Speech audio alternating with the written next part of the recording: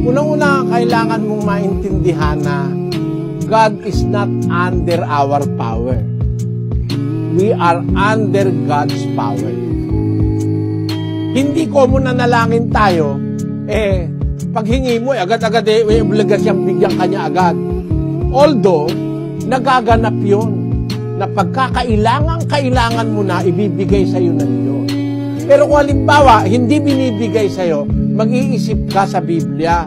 Ba't kaya hindi binibigay? Maraming dahilan. Isang dahilan, hindi pa panahon. No, isang dahilan yon. Basahin natin ang 6:2, ikalawang Korinto. Sapagkat sinasabi niya, sa panahong ukol, kita'y pinakinggan, at sa araw ng pagliligtas, kita'y sinaklolohan. Sabi ng Diyos dapat maintindihan natin ng Diyos Minsan di natin iniintindihan ng Diyos Sabi ng Diyos, sinasabi niya, ang Diyos ang may sabi, sa panahong ukol, kita'y pinakinggan. Ang Diyos pala, may panahong ukol.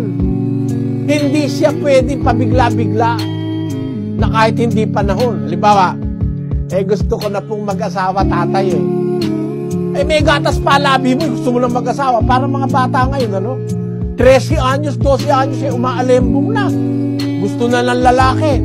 Wala pa, hindi pa sa panahon yun. Hindi pa dapat, parang ganon, kapatid. Ikaw man, ang anak mo, sabi, nanay, mahal ko po si Fred. Nonoy, sige na, payagan nyo na ako. Nonoy, mahal ko po si Fred. Alam mo namang hindi pa panahong ukol. Papayag ka ba?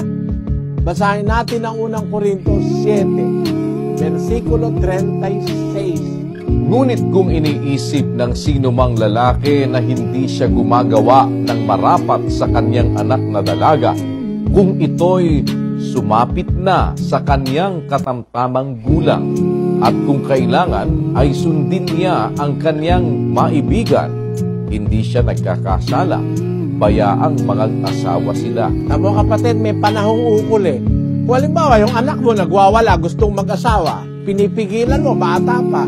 Kung sumapit na ang kanyang katamtamang gulang at kailangan sundinan niya ang kanyang maibigan, bayaan mo siyang mag-asawa, hindi ka nagkakasala.